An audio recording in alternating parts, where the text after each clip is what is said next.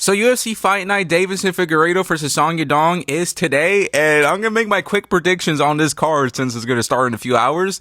Luma Lukboon versus Jacqueline Amor. I forgot her name. I'm not gonna lie, I generally did forget, but I know it's Jacqueline something. I don't know, but she's a decent grappler. Nothing too insane what I seen of her, but I think Luma Lukboon is going to be a little bit too crisp on the feet, win a decision victory here. Nothing too insane of a fight, I'm not going to lie to you. But I could see, like, if it does get exciting, it's going to be because of Luma Lukboon is dominating on the feet or having a lot of success. So I'm going to go Luma Lukboon winning a decision victory here. Now moving on to the next one. Zukanji versus Rodrigo Vera. I don't even know if I said the first dude name right, but I think it's pretty decent. I'm going to go Zu for now. No, I'm going to go with Vera to be Zu. Zu is not really that insane. He has decent hands, but I think Vera is going to be a little bit too much with the grappling, aggression early, and just win a decision victory here. You know, like just be a little bit more aggressive, force the action way more because that's what he does mostly what I've seen of him so far. And he's going to push the action, push him against the cage, take him down, do his thing. That's how I think the fight's going to go. I could see maybe like Zu like catching him with something, but I'm gonna go with Vera winning a decision victory here. So moving on to the next one. Angela Hill versus Zhang Jingmin. I'm not gonna lie to you,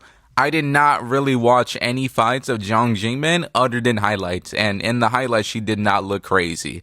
Like her hands look kind of slow, I'm not gonna lie to you. Nothing too insane. Like she has decent pop. Other than that, there's really nothing on the feet. And I just think Angela Hill could mix it up on the ground, do her thing, craft it up. Not craft it up, but like crafty it up. You know, like she's a little bit crafty individual. She's kind of old. She got like that Neo Magni factor here. And I just think she's gonna get a decision victory here. It is destined to her to get the decision. So I'm gonna go Angela Hill winning a decision victory here. It might be a little bit risky because Angela Hill, I think she's like has a negative record or very close to it, so it is a bit worrisome. But I don't know, I just think Zhang Jingmin, whatever her name is not really that insane because she looks slow on the feet. Like if she had a little bit more fast twitch on her, I probably would have picked her, but I'm gonna go Angela Hill just doing her thing pretty much, just grappling a little bit, mixing it up, and just being a better martial artist. So I'm gonna go Angela Hill by decision. Now moving on to the next one. Reed Tusura versus Luis Gurul. I'm gonna go Reed Tusura on this one. Tusura is a little bit more better in the grappling.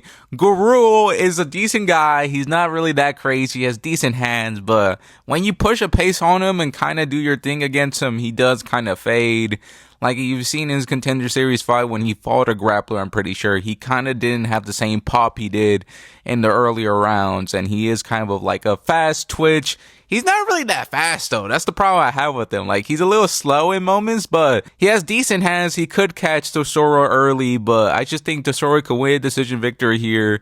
Push his pace. Plus, Luis Gurul is coming up on short notice, so off of that alone, I'm gonna go with Tesoro win a decision victory here. I'm not gonna pick a dude that came in on short notice. This might bite me in the butt. However, though, again, it would be very surprising to me Gurul could be Tesoro when he couldn't be Jesus Aguilar, you know? But that's another story for another day. But I hope Luis Gurul wins. I kind of like his style a little bit better, but I'm going to go with Tesoro winning a decision victory here. So moving on to the next one. Oracle Lane versus Cody Haddon. I'm going to go with Cody Haddon on this one. Not too confident to pick because I didn't really see any of these two really that insane in my opinion. Like maybe I'm wrong there because I didn't see that much tape on them, but it's just I didn't really was that impressed by either of them. But I do think Cody Haddon has a little bit better hands. Maybe not really that crazy amount of power, but it's a little bit better. The only thing I don't like about Cody Haddon, he does kind of leave his hands down in moments. Like if you see when he's like throwing combinations, he is there to get caught in moments because he forgets to put his hands right in his face, you know? That's what I don't like about him. But I think Cody Haddon should win this fight. I just think he's a little bit more clean of the hands. And yeah, I just think he's going to win a decision victory here. I just think he's a little bit cleaner on the feet. Other than that, there's not really much I could add on to this fight because I don't really think Oracle Lane is that crazy. I already said this, and Cody Haddon. So it's a little bit of a pick'ems in my opinion. Like I don't really mind whoever you pick in this one, but I'm going to go Cody Haddon winning a decision victory here. I don't know why I said that weird. Like, oh, my mouth is all messing up right now. I hate when that happens, you know, but it's whatever, man. I'm going to go Cody Haddon by decision. Now moving on to the next one. Ding Main versus Jose Souza. I'm not going to lie to you. I didn't really watch too much tape on them. There's going to be a decent amount of fights on this card I did not watch a lot of tape on. However, though, Ding Main, what I could say about him, his hands are okay.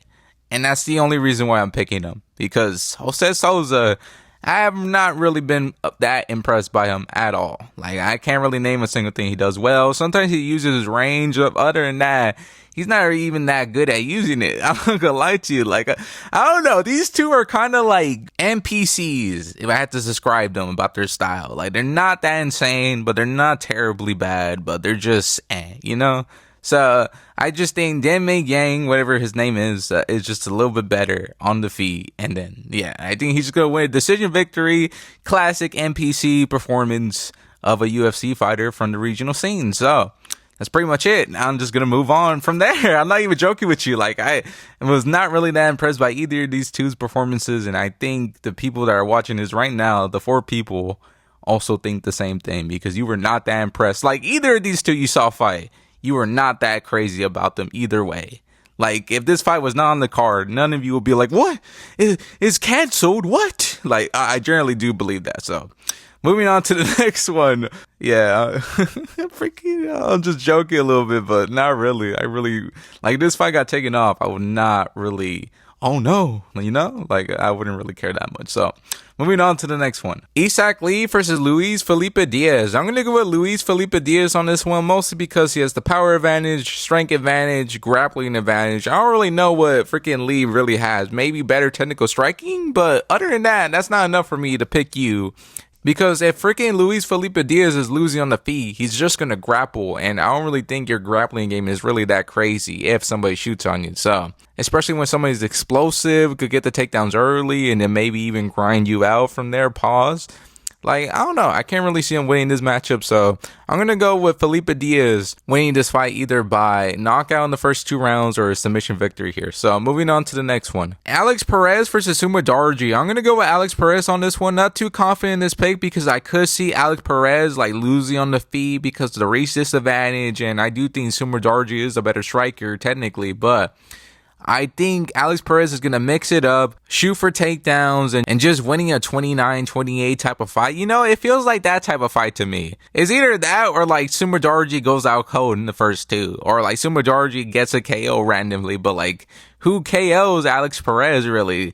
Like, you could sub him here and there, but other than that, there's nobody really like flatlining Alex Perez here. So I'm going to go Alex Perez winning a decision victory here. Close, but I think he's going to edge it a bit. So moving on to the next one. Jake Matthews versus Carlston Harris. I'm going to go with Jake Matthews on this one. Not too confident in the pick because Jake Matthews, the problem what he has is he likes to make the fight way too close than it should be. Like, he kind of does the bare minimum to win. I hate to say that about Jake Matthews because I like Jake Matthews. He actually is a decent fighter, but he does kind of make things way too close than they should be. But this is Carlston Harris. I don't really believe Carlston Harris. I don't think he's bad, though. That's the thing. I need to make that very clear. Carlston Harris, he does have decent moments in certain fights, but I do think he's not really that great, but he's not bad, and that's my only issue. And he's not bad. He's going to make it competitive, and Jake Matthews, I already said this, makes it very competitive with a lot of his opponents. So I could see this fight being like a 29-28 type of fight, but I think Jake Matthews is going to edge it. Or even get like a submission victory. Like, I could see that randomly happen. But I'm going to go Jake Matthews, just making it close and just kind of doing his thing, but not enough to like make it very clear that he like clearly won. But this could be a 29-28 type of performance. And that's pretty much it. Now, moving on to the next one is going to be a decision victory here for Jake Matthews, but close though. So, moving on to the next one. Kaya Sakura versus Cameron Smotherman. I'm going to go with Cameron Smotherman. I got a little bit greedy. I'm not going to lie to you. Like, this is mostly off a verdict pick alone. This is mostly a verdict pick. However, though, I am going to go Cameron Smotherman. I do think the grappling is going to be a little bit too much. However, Kaya Sakura, I'm just saying, man, he's a little bit tricky on the feet. So, I am not very confident in the pick, but I saw how much points you will get if that decision hits, and I'm going to go with it. I'm going to go Cameron Smotherman win a decision victory here off of hope alone. So, that's pretty much it. Like, I wouldn't recommend picking him, but I'm going to do it. So, Cameron Smotherman by decision. Now, moving on to the next one. Sergey Pavlovich versus Teleshin Teixeira. I'm going to go with Sergey Pavlovich to knock out Teixeira in the first 2 rounds. I expect a prime Sergey Pavlovich performance here. Not too confident that's going to happen because Sergey Pavlovich, ever since he got knocked out by Tom Aspinall, has not been fighting the same. But I expect a prime version with Teixeira. I don't really rate Teixeira that highly, but he's decent. That's all I can really say. But I think we should have a prime version before he got knocked out by Tom Aspinall version of Sergey Pavlovich to knock out Teixeira in the first 2 rounds. That's how I think the fight's going to go. That's pretty much all I can really say. But the way he wins, he just has better hands and he's going to finish up early. That's all I can really say here. So, Sergey Pavlovich taking out Teixeira in the first 2 rounds. That's pretty much it. Now, moving on to the next one. Zhang Ming Yang versus Alonzo Menifield. I'm going to go with Zhang Ming Yang to win this matchup because Alonzo Menifield is a bit chinny, and I feel like this fight's going to end in the first round, and I don't really see Ming Yang going out cold in the first round, so off of that alone, and I do think Ming Yang has decent enough hands to knock out Menifield and take him out there, you know? Like, Menifield, he's not that bad technically, not that bad of a fighter, but it's just that chin. And sometimes he does rush in with his chin up in the air. So that alone, I'm going to give Min Yang finishing Menifield in the first 2 rounds. So that's pretty much it. Not much of a breakdown, but what do you expect, really? Like, do you really believe these guys are going to go tit for tat, like 3-round decision here? No, it's going to be a first round finish or a second round finish type of fight. So I'm going to go Ming Yang finishing Menifield in the first round. So that's pretty much it. Now moving on to the next one. Song Yadong versus Davison Figueiredo. I'm going to go with Song Yadong to beat Davison Figueiredo. I just think he has that dog in him, literally, because he probably does eat. I don't know what I'm talking about here, but I don't know. Figueiredo kind of reminds me of like an injured gazelle, you know, like an injured animal in the wild right now. 40 years old, and it sucks for me to say that because he used to be the hunter. Now he's going to become the hunted with Song Yadong. He sees him as a fresh dog that has to be put down, and that's what Davison Figueiredo is right now. So it's tough to say, but I'm going to go Song Yadong knocking out Davison Figueiredo in the first 3 rounds, or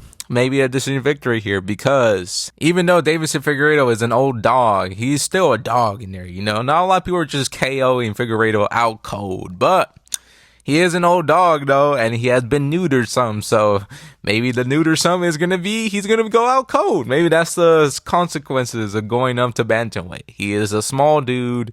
He's not bully-some like he was at flyweight, and that is a tough thing that we have to accept as Figgy fans, especially where he's old and still having struggle cutting weight. How does that make sense? How do you go up a weight class and have struggle cutting weight? You're not even that big of a dude. But it's whatever. I think Song Yadong should knock him out in the 3rd round, or again, decision victory here. So that's pretty much it. Hope you guys enjoyed the video. That's my breakdown. I'm sorry they're kind of quick. Is mostly because it's been it's been hard at work. I'm not gonna lie to you. It's like I don't really have that much time when I get home. And plus it's been kind of a slow week when it comes to content. And just in general, you know, there's not a lot of things to talk about. But I do have another video that's going to be out in like a few days. And that's all I can really say here. Hope you guys enjoyed the video, and thank you for watching. Like and subscribe, and that's it. And also, God bless all of you, and that's it. That's pretty much it now. No, bye. I hope you guys enjoyed the card, and that's pretty much it. So, bye.